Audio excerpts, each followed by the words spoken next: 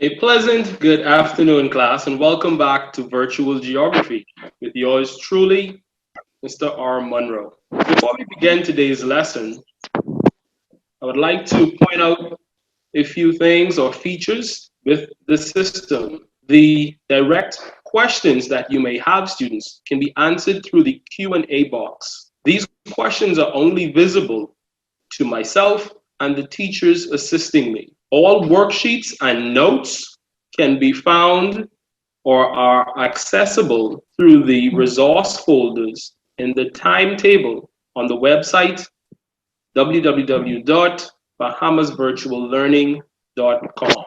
Remember that all virtual lessons are recorded. Please be respectful. Now that that is out of the way, let's get rolling.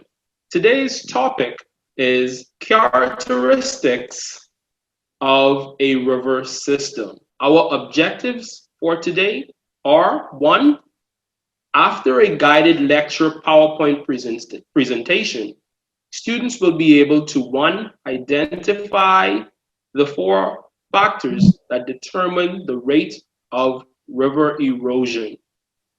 Two, differentiate between the characteristics of the upper, middle, and lower course of a river. And three, draw, label, and explain the formation of an oxbow lake. Let's get to it. Before we move right along, let's play a little review game called Name That River Feature. In the chat box, type the name of each river. Label those features A through D. Get started. Ashton says A is a meander. Deshae Johnson also says A is a meander. You're absolutely correct. Keep going. Ashton jumped ahead to C. And for C, your answer is also correct. I will hold off on calling them all out. Let's go. Give B a shot. B is pretty fascinating.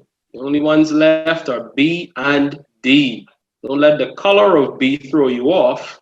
B and D. I see we're having a challenge with B and D. Ashton said earlier that B was the delta. Delta was correct. And Deshae is saying that B is an oxbow. No, try again. So B, notice there are two river features meeting. What was the name of the feature when two river features meet? So B refers to confluence, and B is fascinating looking at the two colors, the different colors of those rivers as they meet. Because of the difference in density, they may meet, but they do not mix. The white portion of the river is referred to, the actual name is Milk River, and the other blue side is the Missouri River. D refers to our bank, or in this instance, it may be a little high and could be considered a slip-off slope. Awesome job. Very good. On to our next portion of the game. Name that river function. So using the mnemonic devices that we created last class, discuss from our discussion, type the name of each river function in the box below, or in your chat, that is, labeling them A through C. Remember, eat the donut. That was the mnemonic device that we came up with to remember the function of a river. So 3 functions. So Deshae is on a roll, with the exception of one. Janae, absolutely correct. Excellent job. Ashton got one of them, the very first one. And Deshae came back and made a correction. Very good. So Janae was the first person. Miguel, maturity is transportation. I see you. However, Janae was the first one to get erosion, transportation, and deposition. Excellent job. So eat the donut. You remembered. Way to go. Give yourself a pat on the back. So A refers to erosion in the youthful stage of the river.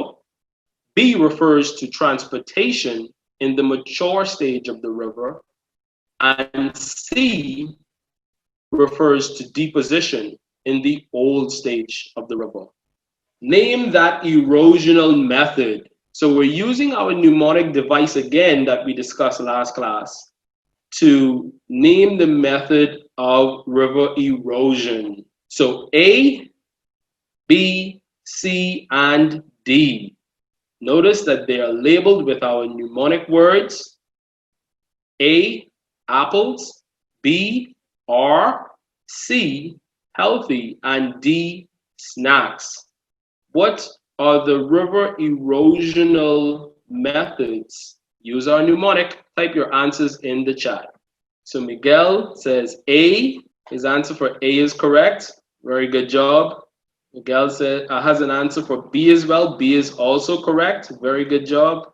Deshay, label which answer that is that you would have posted. Is it the answer to A, B, C, or D?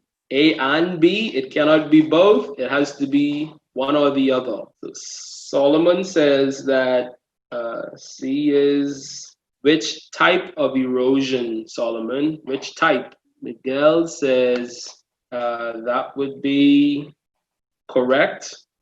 Miguel, very good job. I will reveal all the answers shortly. Ashton, remember to put your label, whether it's A, B, C, or D. Okay, Deshay, you came back. That is correct. Janae, D, that is also correct. And Deshay for B, that is also correct. Good. Now, the issue here is I don't see anyone with the answer for C.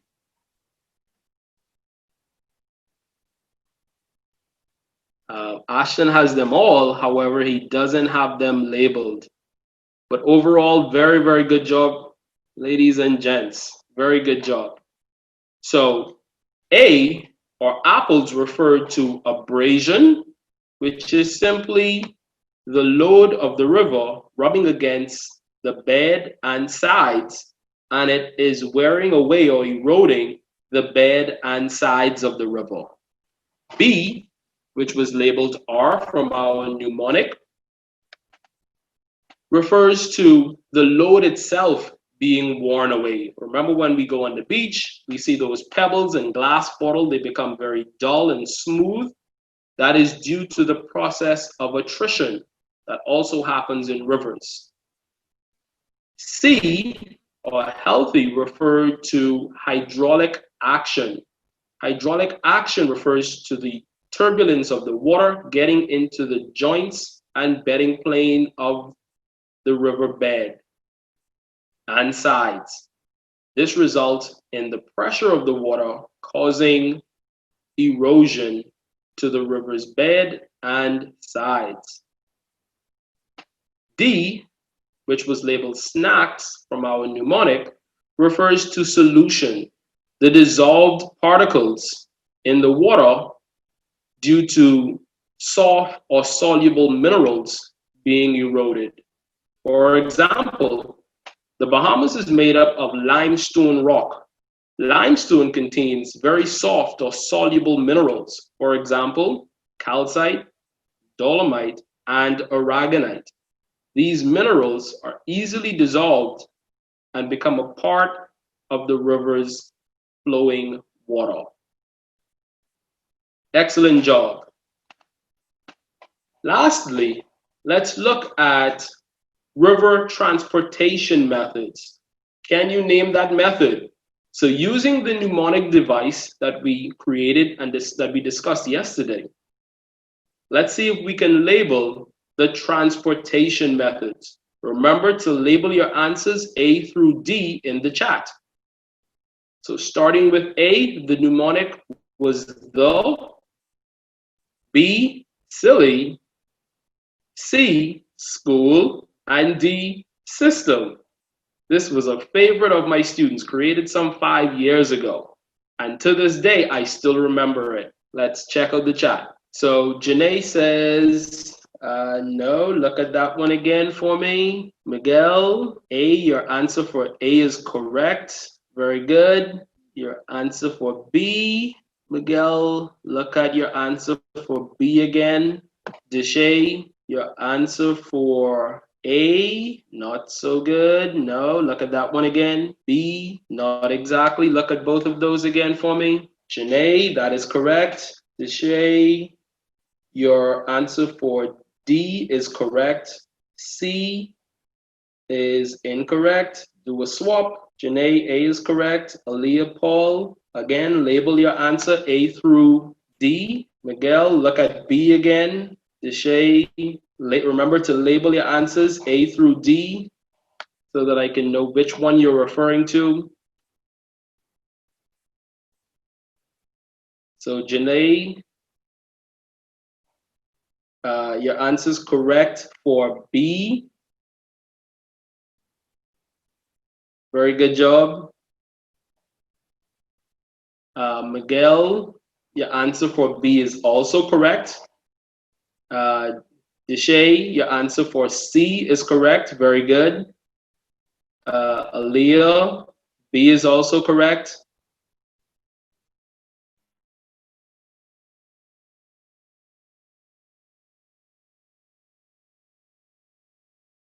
Deshay, D is correct.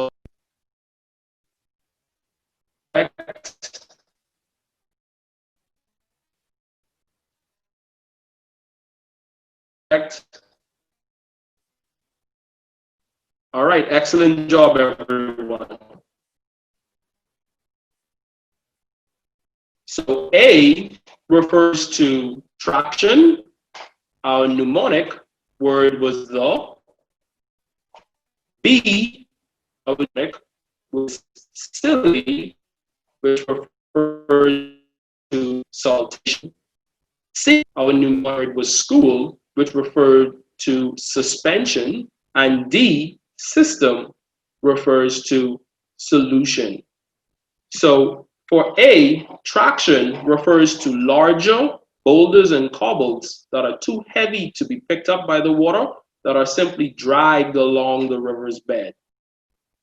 B refers to saltation, smaller pebbles that are skipping and hopping along the riverbed. C refers to lighter particles like sand grains that can be suspended or float in the water and are carried by the current. D, solution, refers to those dissolved particles and minerals that become a part of the water that flows with the river currents. Remember, D is special in that it is both a river transportation method and a river erosion method. Excellent job with our review today. Let's move into the meat of our lesson for today. So first question for you, what factors determine the rate of erosion? Type your answers in the chat. What factors determine the rate of erosion? Last class, we talked about two. Ashton is on a roll. He's right on it, on the money. Deshay also on the money. Very good job. She has two so far. Excellent. So that's two of the main ones I was expecting. Can we think of any others? There are about two other factors that are also crucial in determining how fast a river will cause erosion. So I'll reveal those two answers. It appears most persons got those. So velocity, the speed of the water, and the volume, the amount of water that the river has. Those two factors will determine a river's erosion. There are two other factors, however. Can you think of these factors? Type your answers in the chat. Excellent job. Miguel says the regime. So the regime refers to the seasonal changes in the river. The regime itself will actually influence the velocity and volume of water. So that's a very good answer. In addition to the velocity and volume, as well as the regime, the weakness or resistance of the bedrock also plays a significant role in determining the rate of erosion. In 10th grade geography, you would have learned about the three types of rocks on Earth. Can you remember those names? Type them in the chat. What are the three types of rocks? Deshay says one, very good. Ashton, very good. And Deshay again, very good. Shanae, excellent. Ashton, excellent. Very good job. So the three types of rocks are igneous, metamorphic, and sedimentary. Of those three types of rocks, which of them are hard? Which of the three types of rocks are hard rocks? Ashton, very good. Yasmin, also correct. So I only see one of them, Deshay, also correct, but everyone gave the same answer so far. There's another one that's also hard. Can you think of it? What it is? Excellent, Ashton. Correct. Very good job. Yasmin also got it, as well as Deshay. If anyone else types in, superb. So, of the three types of rocks found on Earth, the three main types, that is, igneous and metamorphic are hard rocks. Sedimentary is what we have here in the Bahamas, and it is very, very soft or weak. It results in a lot of erosion and the formation of our blue holes and sinkholes. So the resistance of the bedrock will also influence the rate of a river's erosion. A river's bed load also determines how fast it will erode. Its bed load refers to the hardness and shape of the materials that are being transported.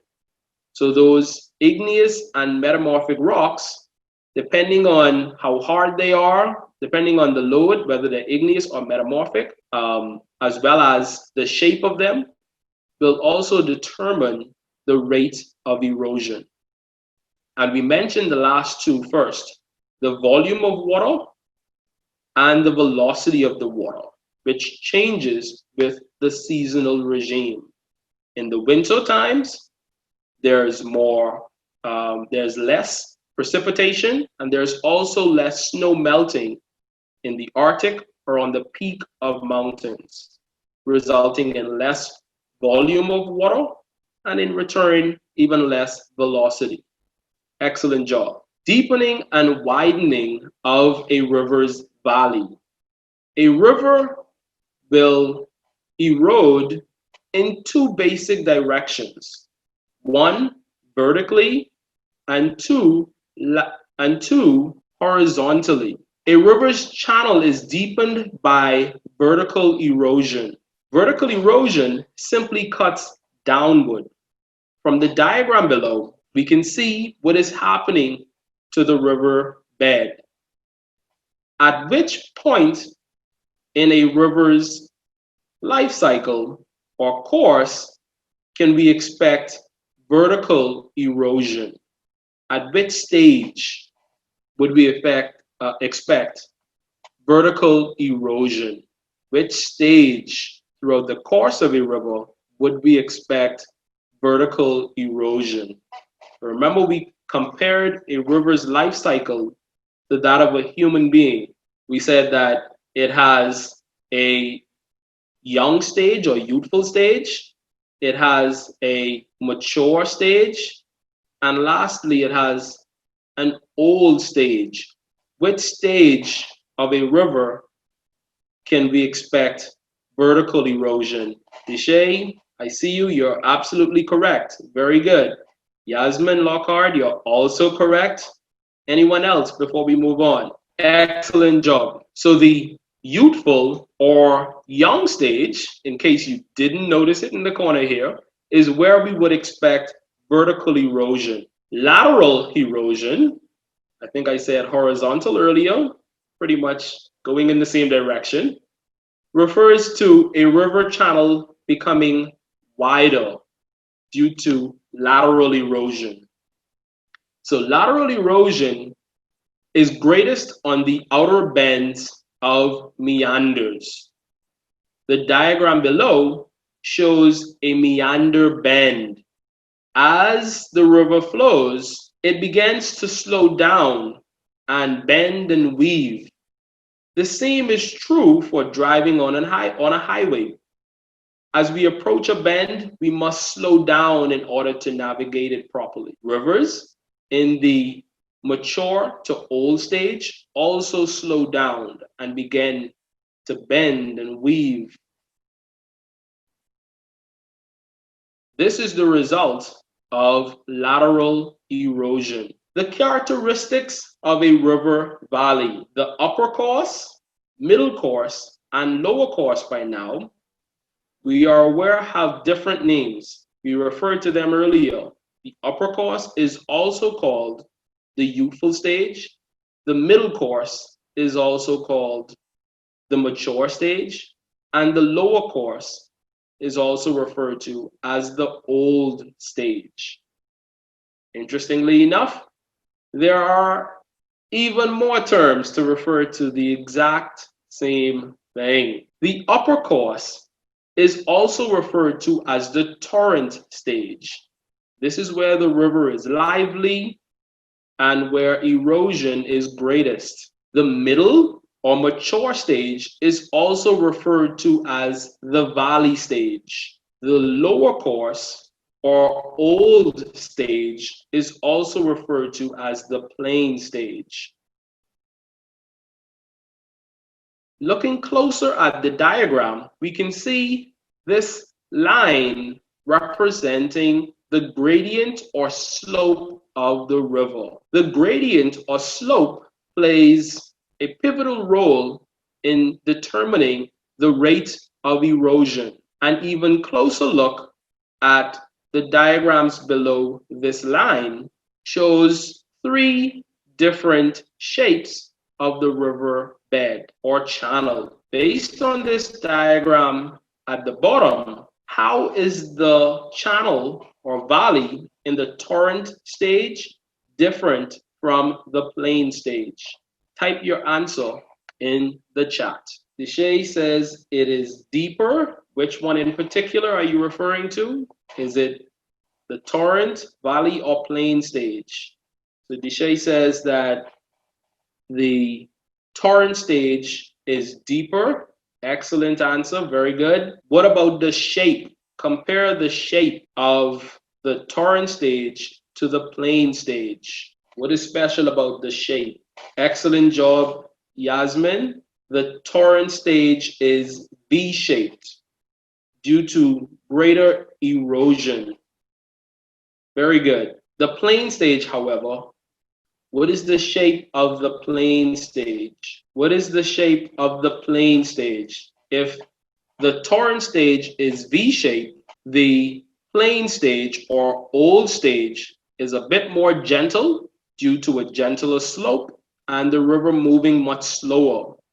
The shape of that valley, excellent job, Yasmin, is more U-shaped and it's even more gentle than the valley stage. So it's a gentle U shape in the plain old stage of river. Excellent job. Let's move right. The diagram below shows an aerial view of a river system. It shows the head of the river and the mouth of the river.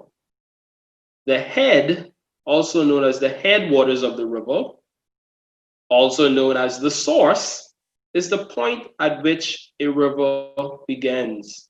The mouth is the point where it ends and empties into an ocean, sea, or lake. Look carefully at the side profile of this aerial view. Provides a cross-section showing the gradient of the river from the headland or headwaters or source all the way down to the mature and old stage of the river. Studying the diagram, name two river features that are dominant in the youthful and old stage of a river.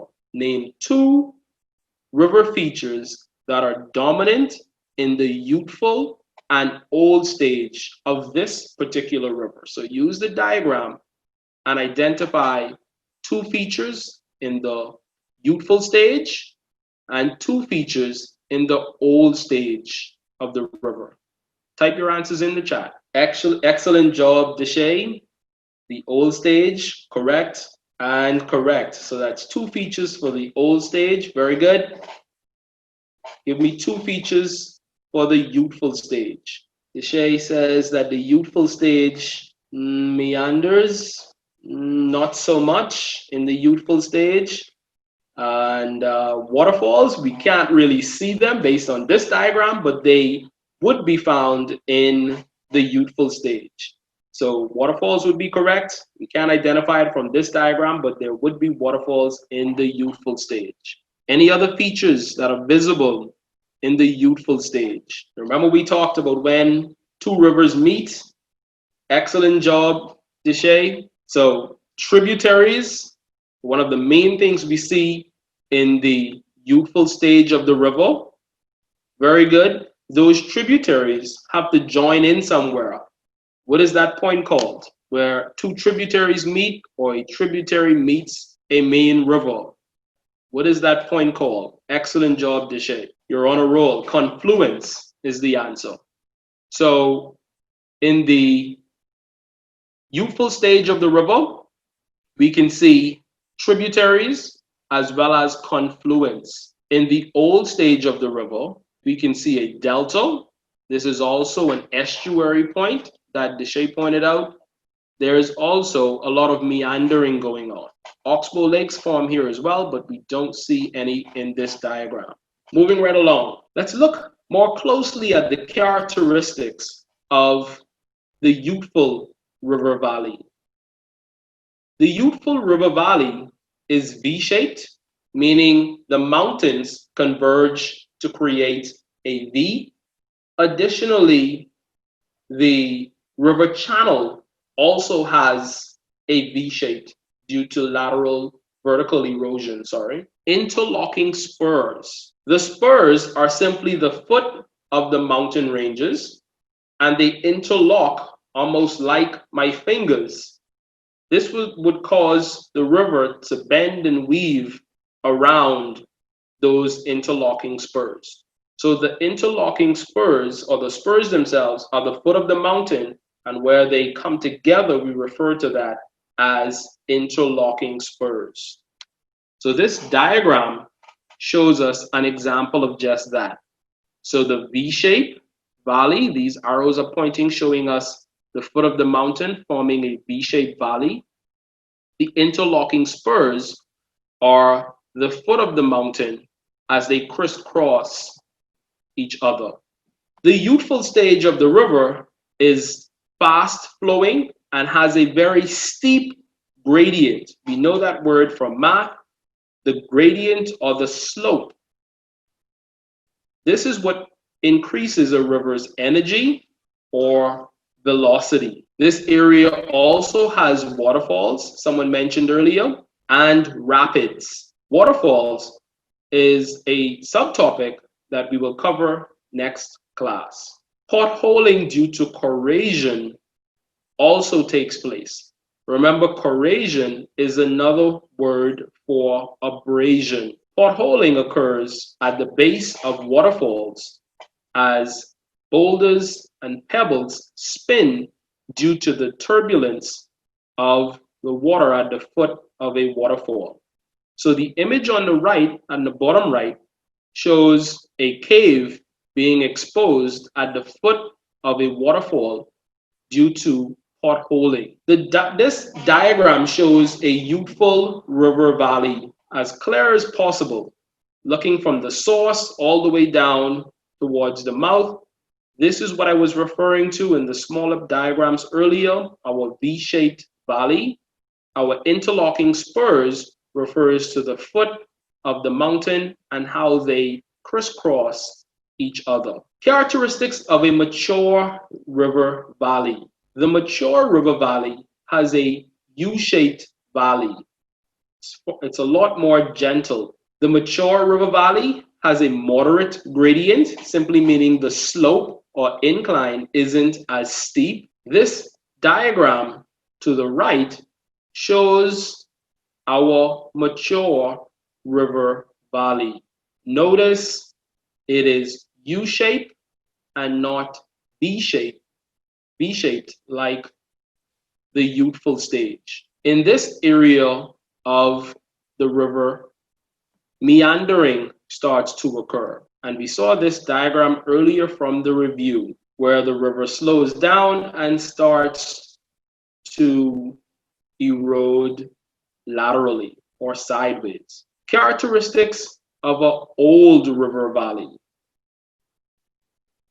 The gradient or slope is gentle. The floodplain is wide. Oxbow lakes start to develop, and this diagram to our right shows an oxbow lake, which we will talk a bit more in the slide to come. Deposition is greater than erosion in the old stage. This then leads to the formation of deltas. The diagram to the bottom right shows the Mississippi River Delta. We will also elaborate on that in a video to come. So the formation of an oxbow lake. Looking at diagram A, we can see that a well-developed meander has formed. It looks sort of like a human head, coincidentally. So therefore, we call this narrow portion the neck of the meander. Over time, lateral erosion continues, causing the neck of this meander to be cut across, and the river continues to flow in a straight path. It always seeks to travel the path of least resistance. It leaves behind a feature called an oxbow lake because of the amount of water it still contains. As we look at diagram C, however, the lake starts to dry up, forming an oxbow swamp. Over time, as it is cut off completely, sand, silt, sediments cut off the oxbow completely, leaving behind a horseshoe feature. Once the water dries up, we refer to this feature as a meander scar. Looking at the satellite image below of the formation of a meander between the years of 1985 and 2013, we can see the Ucayali River in Peru. It shows the formation of an oxbow lake. Textbook formation. Okay, we've reached the point where we'll watch a short video clip of the Mississippi River Delta and answer the following questions after. These are some focus questions I want you to think of as the video plays. Which body of water is the Mississippi River Delta located in? Which two features of the delta were highlighted with different colors? What type of delta is the Mississippi River Delta? Identify 3 benefits of the Mississippi River Delta. Let's get started. And lastly, what are some threats to deltas? Now let's get started.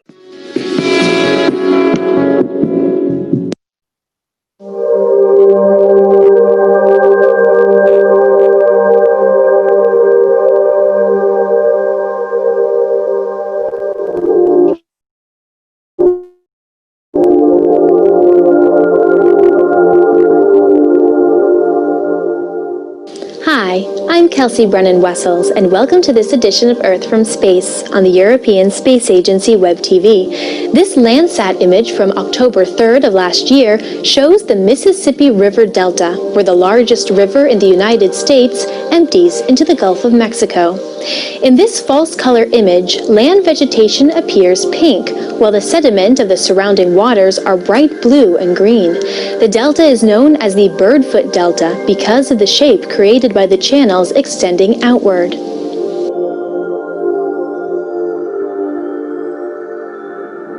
The Mississippi River Delta built up over millions of years owing to sediment deposition.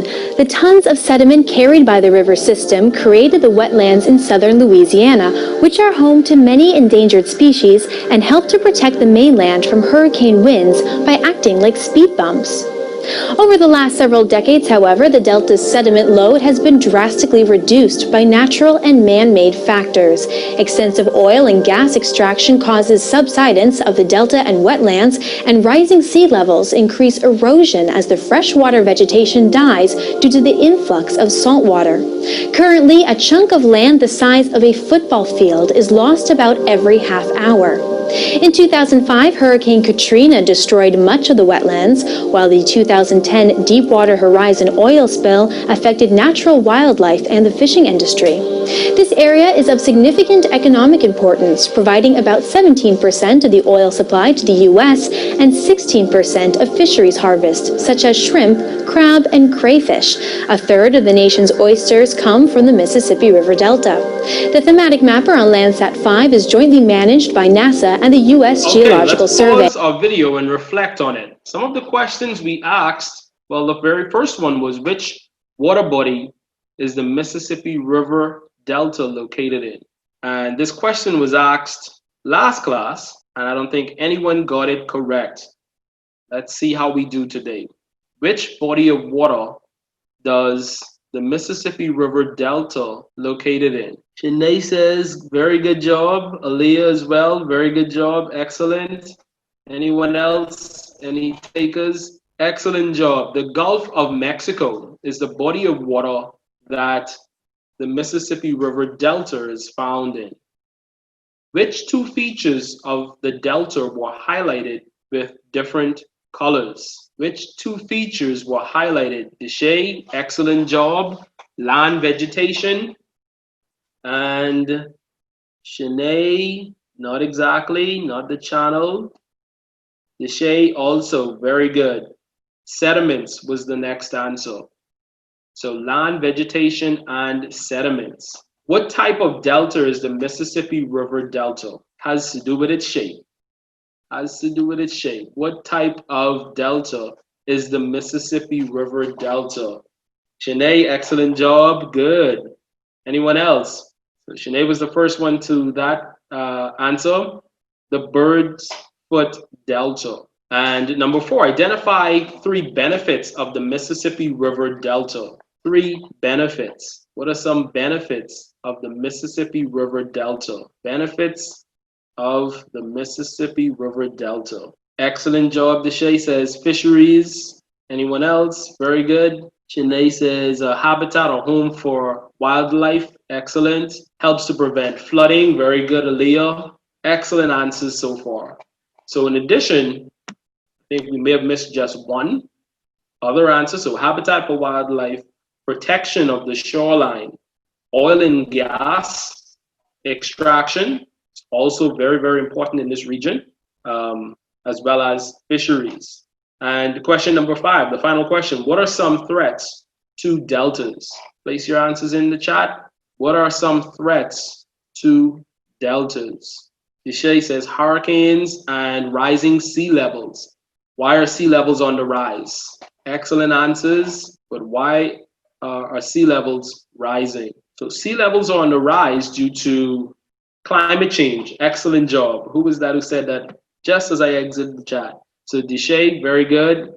So climate change is one of the factors that is causing sea levels to rise. That threatens the estuary, which is a mixture of both salt and fresh water, hurricanes, as well as pollution. Excellent job. So that brings us to the end of our lesson today. Not the end of Your task, though, using your notes, this PowerPoint, and the internet, complete the following assignments. Assignment 6 is titled Meander Formation, and for homework, assignment 7 is titled Oxbow Lake Formation. Now, I know last class we had some challenges with accessing the assignments from the site.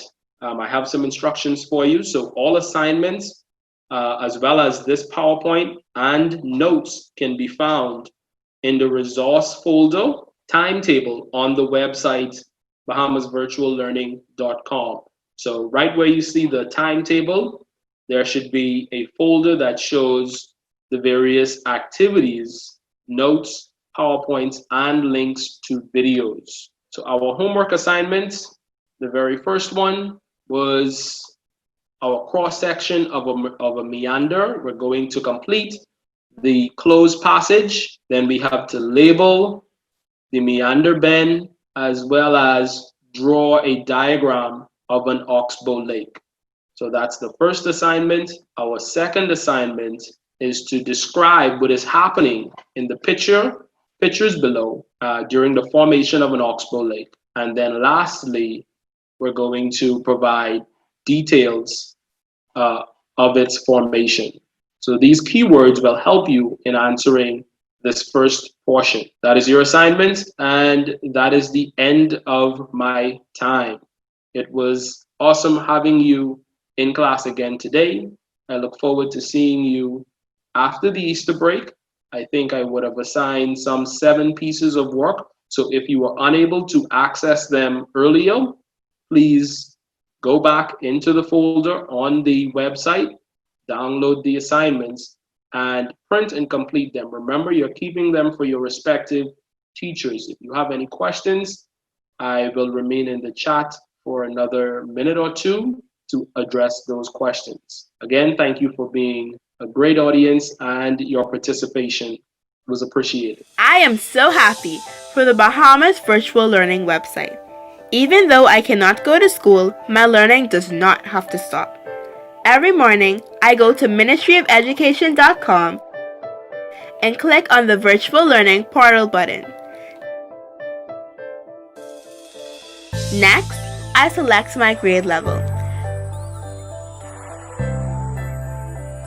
This learning schedule outlines my entire week. I navigate to the appropriate date. I always check the time to make sure that I am never late for classes. Then, I select the Join Now button. This directs me to a Zoom landing page. I am not the host of the session, so I will select Join as an attendee. Next, I fill out the class registration form. This is like a daily attendance. Present. Finally, I click on the link at the bottom when I am in my virtual classroom. I can ask questions in the Q&A and chat directly to the teacher. It's like having my own private tutor. If I miss a live lesson, I can come back to the page the following day and access the recording from the previous class. Good morning, grade 7, and welcome. Phew. But wait, there's more.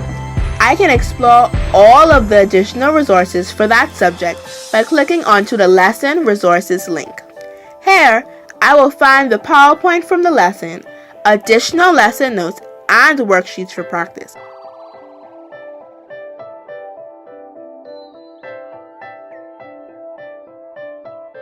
But the learning doesn't stop there. All of my option subjects are also available on the Virtual Learning website. To access the option subjects, I click onto an option block on the timetable, and then boom, a whole menu of option subjects appear. I can access resources for computer studies, electrical, modern languages, visual and performing arts, and even cosmetology and carpentry. Want to know my secret? I download all of the resources and save them on my computer. So if the internet goes down, I still have my resources. There are even resources available for my little brother in primary school. Once mommy goes to the page for his grade level, she finds all kinds of fun and exciting videos, and activities that he can use for each day of the week.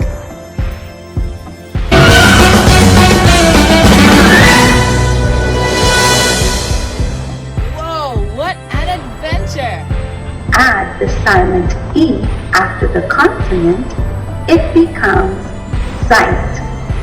Wow, you guys thought of it all! I kind of like this virtual learning thing.